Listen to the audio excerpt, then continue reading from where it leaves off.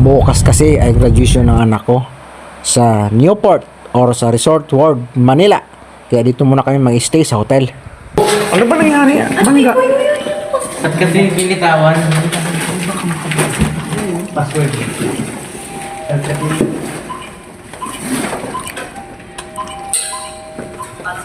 Ano nangyari dyan? Ba't ang tagal? Wow, galing na yun. Galing ni Elise. Oh. Tao po. Gamit namin po. Uy! Violation. Kamera lang ako.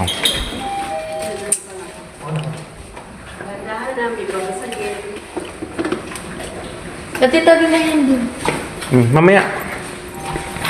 Wow. Oh. Amazing. Oh. Work China, no? Pinakit namin, no?